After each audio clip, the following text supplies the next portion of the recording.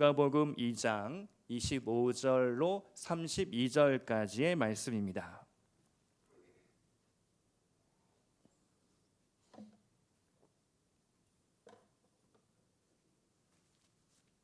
누가복음 2장 25절로 32절까지 우리 다 같이 한 목소리로 봉독하시겠습니다. 예루살렘에 시므온이라 하는 사람이 있으니 이 사람은 의롭고 경건하여 이스라엘의 위로를 기다리는 자라. 성령이 그 위에 계시더라.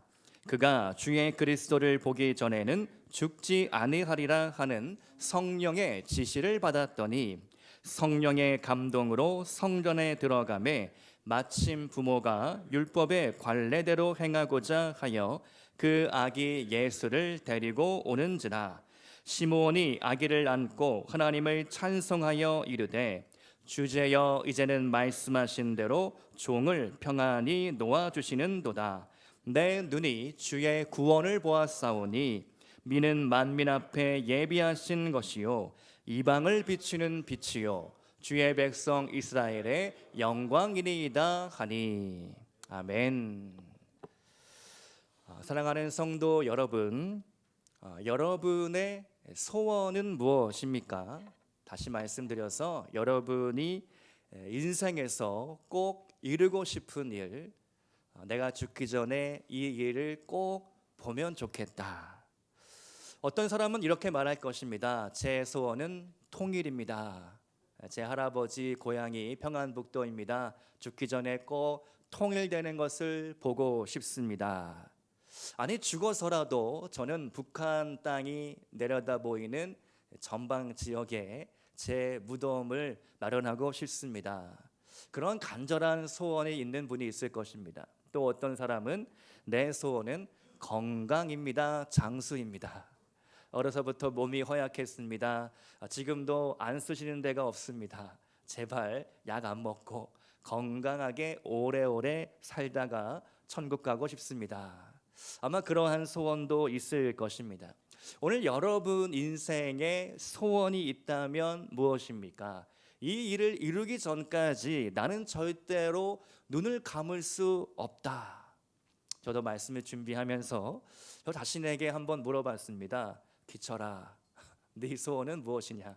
너는 정말 무엇을 바라고 있는가? 한번 정직하게 생각해 봤습니다. 그러면서 여러 가지 많은 꿈들과 비전들, 소원하는 것들이 떠올랐지만 찬송가들이 다시 제 마음속에 떠오르게 되었는데요. 제가 찬송가를 찾다가 깜짝 놀랐습니다. 소원에 대한 찬송가가 이렇게 많구나.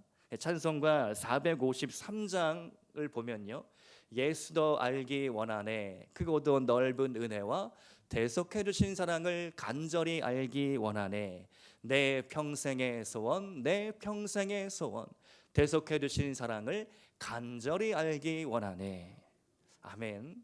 또 찬송가 314장에도 이러한 소원이 나옵니다. 내 구주 예수를 더욱 사랑, 엎드려 비는 말 들으소서. 내 진정 소원이 내 구주 예수를 더욱 사랑, 더욱 사랑. 아멘. 여기서 끝나지 않습니다. 찬송가 450장 1절을 보니까 내 평생 소원 이것뿐, 주의 일 하다가 이 세상 이별하는 날 주 앞에 가리라. 아멘.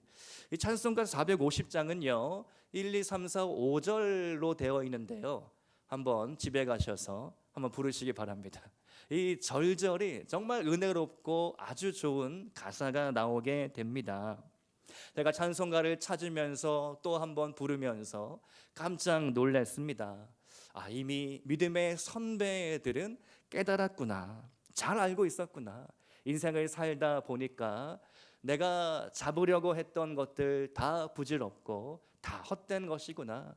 인생에서 가장 소중하고 중요한 것은 오직 주님을 아는 것이구나. 오직 예수님을 더욱 사랑하는 것이구나. 주의 일 하다가 이 세상 이별하는 날 내가 하나님 앞에 할렐루야 감사하며 저 세상으로 천국으로 올라가는 거구나. 우리 믿음의 선배들은 잘 알았고 깨달았습니다. 그렇다면 오늘 우리들은 과연 무엇을 쫓으며 무엇을 따라다니며 살아가고 있는가? 오늘 이 질문이 여러분의 질문 되기를 원합니다. 오늘 누가복음 말씀에서 평생을 성전에서 보내며 메시아를 기다렸던 한 사람이 나옵니다. 그 사람은 시므온입니다. 시므온의 평생 소원은 오직 단 하나, 메시아를 만나는 것이었습니다. 그리고 그는 365일 주야로 성전에서 기도하며 메시아를 기다렸고 끝내 메시아를 만나게 되었습니다. 시므온의 삶을 통하여 우리의 삶을 돌아보기 원합니다. 오늘 시므온처럼 우리가 메시아를 기다리고 메시아를 만나는 인생 되기를 축복드립니다. 오늘 본문을 중심으로 세 가지로 말씀을 나누겠습니다. 첫 번째로 시므온은 의로움과 경건함으로 메시아를 만납니다. 의로움과 경건함으로 메시아를 만났다. 오늘 본문 25절 말씀입니다. 시므온이라는 인물을 이렇게 소개하고 있는데요. 한번 같이 읽어보겠습니다. 시작. 예루살렘에 시므온이라 하는 사람이 있으니 이 사람은 의롭고 경건하여 이스라엘의 위로를 기다리는 자라. 성령이 그 위에 계시더라. 아멘. 시므온이 누구였는가? 그는 백발의 노인이었습니다. 성서학자들의 추정에 따르면 또 전승에 따르면 그의 나이를 100세하고도 113세로 추정을 합니다. 오늘날의 기준으로도 아주 연로한 노인이죠. 그런데 이 사람을 소개할 때 의롭고 경건한 사람이었다. 보통 성경에서 한 인물을 소개할 때면 일반적인 공식이 있습니다. 이 사람이 사는 곳은 어디이며 아버지는 누구이며 어느 지파이며 그의 직업은 무엇이다. 이러한 배경을 설명하는데 유난히 오늘 누가복음 2장의 관점은 다르죠. 그의 성품을 소개하고 그의 행실을 소개하고 있습니다. 여러분, 우리가 사회생활을 하다 보면요, 서로 소개할 일들이 많습니다. 제가 일전에 사회복지관, 삼전동 사회복지관을 방문하니까 아주 열렬한 환영을 받았는데요. 선물을 가져갔으니까. 근데 관장님과 사회복지사들을 이렇게 인사하고 악수를 나눌 때마다 주머니에서 이렇게 명함을 하나씩 꺼내서 제가 이런 사람입니다. 제가 이곳의 관장입니다. 제가 이곳의 어느 부서를 맡고 있는 복지사입니다. 이렇게 명함으로 우리는 소개를 합니다. 그 명함 안에 내 사회적인 위치와 직업, 하는 일, 연락처 이런 것들이 적혀져 있기 때문이죠. 또 가끔은요, 삼자 소개를 할 일이 있습니다. 소개팅처럼 소개팅 한 번도 안 해보신 분들이 많으신 것 같습니다. 삼자 소개, 그러니까 내가 아는 사람을 또 다른 누군가에게 소개해 주는 거죠. 그래서 조금 연배가 있는 사람에게 먼저 낮은 사람을 소개합니다. 사회적인 위치나 서열에 따라서 조금 연로한 분들, 조금 나이가 있는 연장자 분에게 이 사람을 소개를 하게 되는 것이죠. 제가 얼마 전에 친구 아버님 장례식장을 다녀왔는데요. 친구가 저에게 한 목사님을 소개해 주었습니다. 그 목사님 언뜻 보기에도 저보다 훨씬 연배가 있어 보여서 그분에게 여기 건너편 친구는 잠실에서 목회하고 있는 김기철이라는 친구입니다. 우리 학교 동창입니다. 이렇게 소개를 하게 되는 것이죠. 여러분, 목사가 목사를 만나면 주로 이렇게 교단이 어디냐, 또 무슨 사역을 하느냐 이런 소개를 하게 됩니다. 그래서 공통 분모를 찾게 되는 거죠. 그래서 이렇게 삼자 소개를 할 때 우리는 누가 어떤 일을 하는지, 어떤 직업을 가지고 있는지 이러한 것들을 묻고 같은 점들을 찾으면서 사회화를 하게 되는 것이죠. 근데 오늘 누가복음의 관점을 보니까 전혀 다릅니다. 시므온이 어느 지파이고 어느 곳에 살고 그의 아버지는 누구이며 어떠한 배경을 가지고 있습니다. 이러한 설명과 소개는 전혀 등장하지 않습니다. 대신 그의 성품과 그의 행실에 대한 소개를 하는 것이죠. 그는 의롭고 경건한 인물이었다. 의롭다는 것은 무엇일까요? 사회적으로 그가 존경받는 사람이었다. 모든 법을 잘 지키고 하나님의 말씀에 따라서 흐트러짐 없는, 틀림이 없는 그러한 삶을 살아왔다. 그는 의로웠다. 또 그는 경건했다. 경건하다는 뜻은요, 하나님을 두려워한다는 의미가 담겨져 있습니다. 하나님을 두려워하는 마음으로 그의 마음, 그의 생각, 그의 모든 일상이 하나님 앞에 드려지는 예배와도 같았다. 의롭고 경건한 인물, 그가 바로 시므온이었습니다. 오늘 여러분의 친구가 여러분을 소개한다면 여러분은 어떤 사람으로 소개되어질까? 만약 하나님께서 나를 소개한다면 나는 어떤 사람으로 소개가 될까? 욥기 1장 말씀을 보면 하나님께서 아주 흥미롭죠. 하나님께서 사탄에게 욥을 소개합니다. 3자 소개인데 하나님께서 사탄에게 욥을 소개하는 장면이 나옵니다. 천상에서 하나님과 사탄이 대화를 하시죠. 욥기 1장 8절 말씀을 보면 하나님이 욥을 이렇게 소개하십니다. 내 종 욥과 같이 온전하고 정직하여 하나님을 경외하며 악에서 떠난 자가 세상에 없느니라. 아멘. 하나님이 욥을 바라볼 때에 얼마나 정직하고 성실하고 하나님을 두려워할 줄 알며 모자람 없이 올바르게 살았는지 하나님의 칭찬을 받는 사람, 그가 바로 욥이었습니다. 오늘 우리가 욥처럼 또 시므온처럼 하나님 앞에 칭찬받는 성도가 될 수 있기를 소망합니다. 사회적으로나 신앙적으로나 교회에 있든 세상에 있든 내 직업의 자리에 있든 가정에 있든 어디에 있든지 하나님 앞에 부끄러움 없는 인생이 될 수 있기를 축복드립니다. 두 번째로 시므온은 성령의 지시에 따라서 메시아를 만납니다. 시므온은 성령의 지시를 따랐다. 오늘 본문 26절 말씀 한번 같이 읽어보겠습니다. 시작. 그가 주의 그리스도를 보기 전에는 죽지 아니하리라 하는 성령의 지시를 받았더니. 아멘. 시므온은 의롭고 경건했습니다. 그의 삶은 늘 성령으로 충만했습니다. 어느 날 그가 기도하다가 하나님의 계시를 받게 됩니다. 너가 그리스도 메시아를 만나기 전까지는 결코 죽지 않으리라. 하나님의 음성을 똑똑히 들었습니다. 많은 영혼을 구원할 자, 이스라엘을 주께로 돌아오게 할 자, 메시아를 너가 만날 것이다. 그 전까지는 너는 죽고 싶어도 죽을 수가 없다. 시므온의 나이가 100세하고도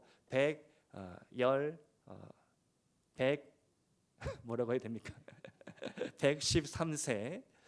이 정말로 연로한 늙은 이 할아버지가 이미 두 눈이 노안이 들어서 침침해진 겁니다. 비가 안 와도 허리가 쑤시고 무릎이 아프고 걸음걸이가 힘든 겁니다.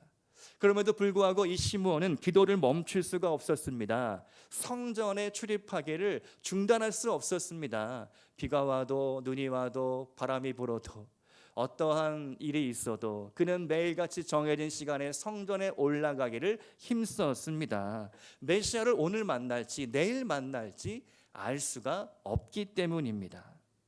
최근에 제가 부흥이라는 책을 읽게 되었는데요. 아주 따끈따끈한 신간입니다. 12월 3일 날 출간이 되었는데요. 이 책은 윤학열이라는 감독이 쓴 책입니다. 2023년부터 최근까지 전 세계를 다니며 부흥이 일어난 곳, 부흥이 일어나고 있는 곳을 발로 뛰면서 영상을 찍은 사실은 내년에 1월에 개봉될 영화인데 미리 책으로도 나온 이야기입니다. 제가 이 책을 읽는데 가슴이 막 뛰었습니다. 특별히 이분이 부흥이라는 주제로 영화를 찍게 된 계기가 아주 흥미로운데요. 2023년 어느 날 미국 에즈베리 신학교에서 부흥이 일어나고 있다는 뉴스를 이 감독님과 같은 교회 식구들이 듣게 됩니다. 그날 주일날 예배를 마치고 구역 모임을 하는 중에 어떤 안수 집사님이 이렇게 이야기를 하는 겁니다. 감독님이 직접 그 부흥이 일어나고 있다는 현장에 방문해서 이 사실이 진짜인지 아닌지 한번 검증해 보셔야 되는 거 아니겠습니까? 한번 그곳의 영상을 직접 찍어서 오면 너무 좋을 것 같습니다. 그렇게 제안을 할 때 윤학열 감독님이 내가 그 일을 해야 하나 주저주저 하고 있을 때 그 안수 집사님께서 즉시 그 자리에서 미국까지 오갈 수 있는 비행기 값을 은행에 계좌이체를 해주게 됩니다. 즉시 쏴주는 거죠. 그래서 이 감독님이 어쩔 수 없이 부흥이라는 주제로 이 영화를 찍게 되었다는 것이죠. 몇 주 뒤에 감독님이 직접 비행기를 타고 부흥이 일어나고 있다는 미국 켄터키주 윌모어라는 작은 시골 마을에 찾아가게 됩니다. 그곳에는 에즈베리 신학교가 있는데요. 이미 며칠 전부터 부흥이 임해서 성령의 역사가 일어나고 있는 현장이었습니다. 부흥이 어떻게 일어나는가? 매주 정기적인 채플이 끝난 이후에 한 목사님의 도전을 받고 몇몇 학생들이 나머지 기도를 하고 있었습니다. 그때에 성령님이 그들 가운데 임하신 것이죠. 그 후로 기도와 찬양 간증이 끊어지지 않아서 무려 16일 동안이나 예배가 지속이 됩니다. 미국 켄터키주 윌모어라는 이 마을은 이 인구가 6천 명밖에 되지 않는 정말 미국에서도 깡촌 같은 그런 시골인데 그곳에 무려 매일 16,000명의 예배자가 몰려들고 총 그 기간 가운데 7만 명 넘는 그런 사람들이 방문을 했다는 것이죠. 또 놀라운 점은 그 작은 신학교의 강당에서 드려지는 예배가 전 세계적으로 실시간으로 중계가 되었다는 사실입니다. 저도 그 기간에 인터넷으로 들어가서 유튜브로 그곳의 현장을 보게 되었는데요. 너무나 감동적인 부흥의 현장이었습니다. 학생들의 간증에 따르면요, 누구든지 강당 안으로 들어서기만 하면 성령님의 임재를 느낄 수가 있었다고 합니다. 위로부터 임하는 성령님의 임재 때문에 저절로 고개가 숙여지게 되었다. 누가 뭐라고 한 것도 아닌데 스스로 죄를 회개하며 간증하고 찬양하며 예배하는 일들이 계속되었다는 것이죠. 특별히 서로 용서하고 화해하는 일들이 많았다고 합니다. 20대의 젊은 대학생들끼리 서로 싸우고 또 미워하고 편을 가르고 그러한 일들이 많이 있었는데 누가 먼저 할 것도 없이 내가 용서합니다. 내가 먼저 손 내밀고 그렇게 화해하는 일들이 많았다는 겁니다. 그런데 이 부흥의 스토리 가운데 제게 더 깊이 와닿는 감동적인 사연이 하나 더 있었는데요. 그것은 말레이시아 출신의 한 교수님이자 목사님의 사연이었습니다. 그분의 이름이 홍투레오 홍 목사님이라고 불러보겠습니다. 홍 목사님인데요. 이분이 어느 날 말레이시아에서 미국으로 건너오게 됩니다. 그분이 기도하다가 성령님의 계시를 듣게 되는 겁니다. 네가 미국 에즈베리 윌모 마을에 가서 부흥을 위해 기도하라. 얼마 되지 않아 에즈베리 신학교에 부흥이 일어나게 될 텐데 너가 그 일을 위하여 기도해야 하겠다. 그리고 그 음성에 단순히 순종하여서 3년 동안이나 그 작은 시골 깡촌 마을에 거주하게 됩니다. 처음에 이분이 소극적으로 기도를 했다고 합니다. 부흥을 위해 기도하라고 했으니 내가 집을 얻어서 그 집 골방에서 기도하면 되겠지. 하루에 서너 시간 정도 그 집에서 부흥을 위해 기도했습니다. 그런데 어느 날 성령님께서 다시 말씀하시기를 너가 길거리로 나가서 부흥을 위해 기도해라. 한번 사진을 띄워주시겠습니까? 어쩔 수 없이 이 목사님이 홍 목사님이 순종하여 길거리에 뛰어 나갔습니다. 저렇게 Come Holy Spirit, 이 비둘기 성령의 상징 휘장을 걸고 왼손 오른손에 윌모 어웨이크닝 리바이벌, 윌모 마을이여 각성하라, 부흥을 준비하라, 그런 뜻이겠죠. 저런 피켓을 들고 걸어 다니면서 기도하고 도전하고 복음을 외쳤습니다. 여러분, 반응들이 어떻겠습니까? 동네 사람들 반응이 어떻겠습니까? 웬 동양인 할아버지가 지나가고 저렇게 하고 다니니까 미친 거 아니냐, 샌드위치 맨이다, 부흥파리를 하고 다닌다, 그러한 비난과 욕을 먹었다고 합니다. 그럼에도 불구하고 성령께서 지시하셨기 때문에 무려 3년 동안이나 순종을 했습니다. 그리고 놀라운 것은 우리가 이미 제가 말씀드린 것처럼 2023년도 2월 달에 에즈베리 신학교에 16일 동안이나 연속되는 부흥의 역사가 일어났다는 사실입니다. 할렐루야. 성령님의 음성에 단순히 순종하는 한 사람을 통하여 그 땅 가운데 부흥이 일어난 것입니다. 오늘 시므온이 바로 그러한 주인공입니다. 그가 성령 충만했습니다. 나이가 많았습니다. 누가 봐도 너무나 나이가 많아서 이 할아버지가 성전에 올라가다가 쓰러지는 것은 아닐까, 불안불안하고 위험해 보이고 정말 기운 하나 없어 보이는 그 할아버지께서 날마다 성령님의 음성에 순종함으로 주님 앞에 자신의 삶을 드리기 시작할 때 그는 메시아를 만났고 하나님의 일을 감당하는, 하나님의 일을 이루어내는 놀라운 기적의 주인공이 된 줄로 믿으시기를 축복드립니다. 오늘 여러분의 음성, 오늘 여러분의 귓가에 성령님의 음성이 들려질 수 있기를 축복드립니다.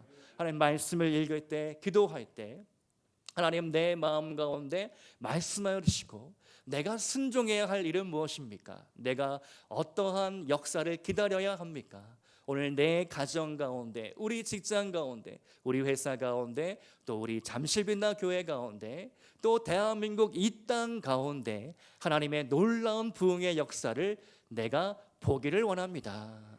그러한 간절한 기도로 또 하나님 앞에 드려지는 여러분의 인생이 될 수 있기를 축복드립니다. 세 번째로 시므온은 자신의 자리를 지킴으로 메시아를 만납니다. 시므온은 자기 자리를 지켰습니다. 본문 27절 말씀 한번 같이 읽어보겠습니다. 시작. 성령의 감동으로 성전에 들어가매 그 아기 예수를 데리고 오는지라. 아멘. 모세의 율법에 따르면요, 남자 아기는 태어난 지 8일 만에 할례를 받아야 합니다. 그리고 40일째가 되는 날 성전에 올라가서 정결 예식을 치러야 합니다. 시므온이 성령의 감동으로 성전에 올라가던 시각, 마침 그때에 예수님의 부모님들도 아기 예수를 데리고 성전에 올라오고 있었습니다. 이 일이 과연 우연일까요? 예수님 시대에 성전에는 늘 많은 사람으로 북적북적거리고 있었습니다. 우리가 복음서를 읽다가 보면 예수님이 성전 정화 운동을 펼치시죠. 채찍으로 환전상들을 내쫓고 재물을 거래하는 상인들을 내쫓습니다. 내 집은 기도하는 집이다, 내 아버지의 집으로 장사하는 소굴을 만들지 말라 호통을 치십니다. 그만큼 성전에는 상인들도 많았고 예배자들도 많았고 전 세계 디아스포라 유대인들이 순례하러 오는 곳입니다. 그러니 이 시므온과 예수님의 부모님이 마주칠 확률이란 아주 미미하고 어려웠던 것이죠. 성전 구조에 익숙하지 않은 사람이라면 성전에 올라가다 길을 잃어버릴 수도 있었습니다. 예수님이 12살이 되던 해에 그러한 해프닝이 한번 일어났었죠. 예수님의 부모님이 성전에 올라왔습니다. 6월절 명절을 잘 보낸 후에 집으로 돌아가는데 예수님이 있는 줄 알고 집으로 갔는데 사흘째 되는 날 찾아보니 예수님이 없었습니다. 또 예수님의 부모들이 다시 성전을 되짚어 거슬러 올라가면서 예수님을 찾아낸 이야기, 우리는 그것을 알고 있죠. 그만큼 성전에는 늘 많은 사람들이 있었고 복잡했습니다. 길을 잃어버릴 염려도 있었습니다. 그런데 시므온과 예수님의 부모님이 한 곳에서 마주치게 되었다. 우리는 이 대목에서 한 가지를 깨닫게 되죠. 시므온은 자기 자리가 어디인지 알았고 자신의 자리를 지킴으로써 메시아를 만날 수 있었다. 제가 교회 사역을 시작한 이후에 아주 재미있는 현상 하나를 발견하게 되었습니다. 어느 교회나 똑같은 일인데요. 누가 자리를 지정해 준 것도 아닌데 대부분의 성도님들은 예배에 들어오면 자기 자리를 찾아서 앉는다는 겁니다. 여러분 앞에 여러분 이름이 쓰여 있는 것도 아닌데 대부분 별일 없으면은 항상 그 자리에 앉으십니다. 그래서 제가 가만히 생각해 보니까 저도 모태신앙으로 자랐기 때문에 어려서부터 교회 생활을 하면서 내가 어느 자리에 앉았더라 항상 같은 자리에 앉았다는 것을 발견하게 되었습니다. 이 정도면 거의 지정 좌석제와 다를 바가 없죠.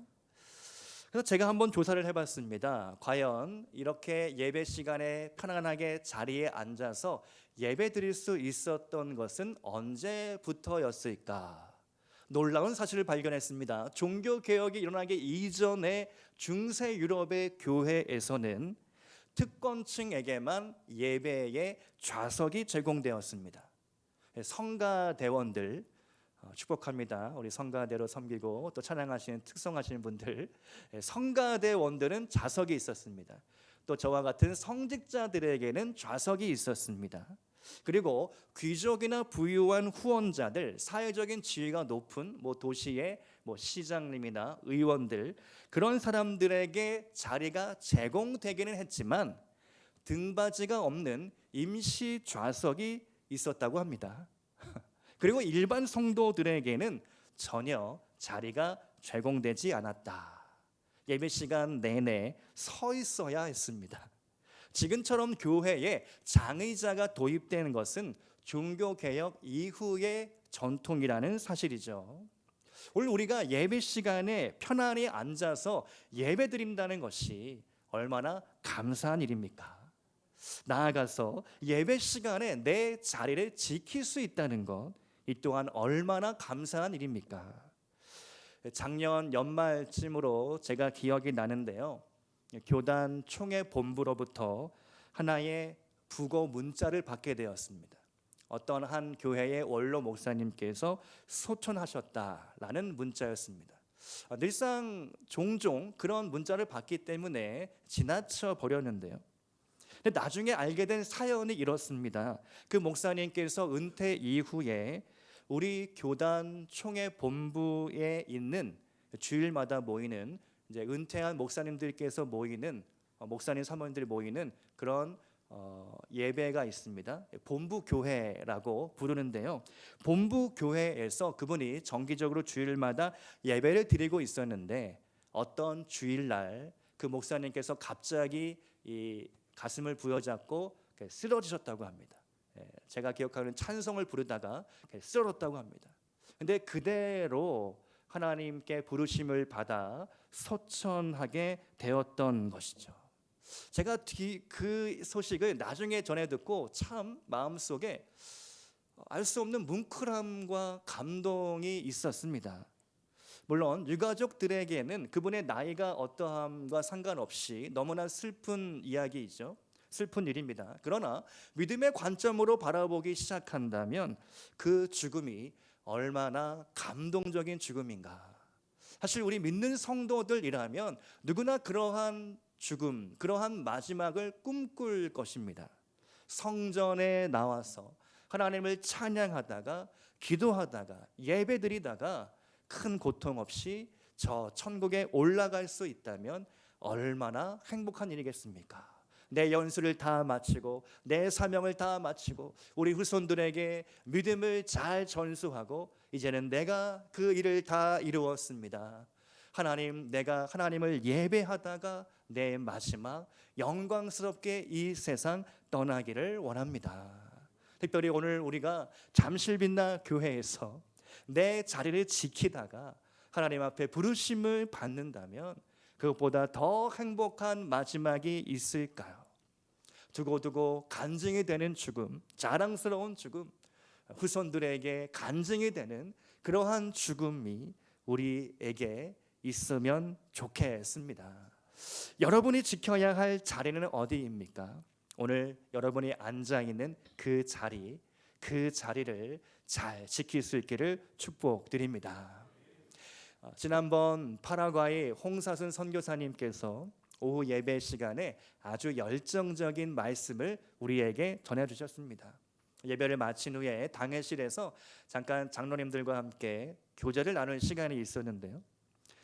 이런 이야기들이 있었습니다. 파라과이가 너무 멀다. 멀어도 너무 멀다. 오가는 데만 거의 3박 4일 정도가 걸린다. 오시면 이과수 폭포를 구경하실 수 있다. 한번 가보고 싶다. 그런 생각도 했습니다. 이야기를 마칠 때쯤에 제가 선교사님께 기도 부탁을 드렸습니다. 선교사님께서 기도해 주시는데 이 말씀으로 기도를 시작해 주셨습니다. 히브리서 10장 24절과 25절의 말씀인데요. 서로 돌아보아 사랑과 선행을 격려하며 모의를 패하는 어떤 사람들의 습관과 같이 하지 말고 오직 권하여 그날이 가까움을 볼수록 더욱 그리하자. 아멘.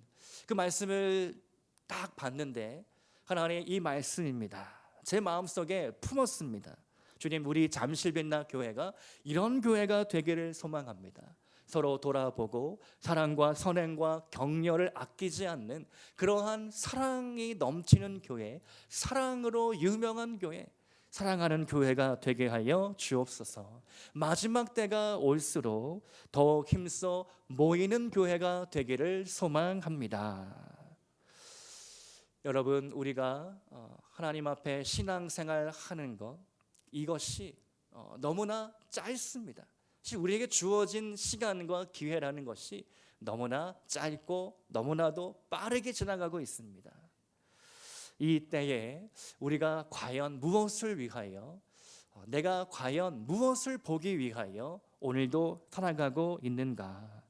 이제 2025년도가 정말 얼마 남지 않았습니다. 17일 정도 남았는데요. 남은 시간 동안 2025년도 여러분의 신앙생활을 한번 결산해 보시기 바랍니다. 내가 잘한 일도 있고 부족한 일도 있고 내가 상처 준 일도 있고 내가 누구를 위로한 일도 있고 잘한 일도 있고 잘못한 일도 있지만 하나님 그 모든 것들을 받아주시고 다가오는 2026년도 새해에는 새로운 마음으로 다짐하고 결단하며 내 삶을 드리기를 원합니다. 특별히 신앙적으로 새로운 일들을 시도하고 계획해 보시기 바랍니다. 하나님이 주시는 꿈을 꾸기 바랍니다. 하나님이 주시는 비전을 품고 나아갈 수 있기를 축복드립니다. 오늘 말씀의 결론입니다. 대림절은 초림 예수님의 오심을 기억하고 재림 예수님의 다시 오심을 기다리는 절기입니다. 오늘 시므온은 초림의 예수님을 만났습니다. 우리는 재림의 예수님을 기다립니다. 초림의 예수님은 어린 양의 모습으로 우리에게 오셨습니다. 지난주 설교 말씀 중에 이사야가 본 메시아는 말없이 십자가에 올라 죽으시는 메시아, 어린 양과 같이 우리를 위하여 그 피를 다 흘려주시는 메시아였습니다. 그러나 재림의 예수님은 다릅니다. 다시 오실 예수님은 사자로 오실 겁니다. 밀림의 사자, 표효하는 사자, 우리의 행위를 판단하시는 심판자로 오실 것입니다. 그분은 마지막 때에 알곡과 가라지로 나눌 것입니다. 양과 염소로 진짜와 가짜로 구분하실 것입니다. 그때가 되면 우리는 더 이상 변명하지 못하고 핑계대지 못합니다. 언제 다시 주님 오실지 우리는 알 수 없습니다. 다만 우리는 내게 주어진 삶 속에서 내게 허락하신 사명을 성실함으로 감당해낼 뿐인 것이죠. 오늘 우리가 잠실 빛나 이 아름다운 성전에서 의롭고 경건함으로 또 성령의 지시를 받아 자신의 자리를 지킴으로 메시아를 만나는 은혜와 축복이 가득하기를 주님의 이름으로 축원드립니다. 함께 기도하시겠습니다.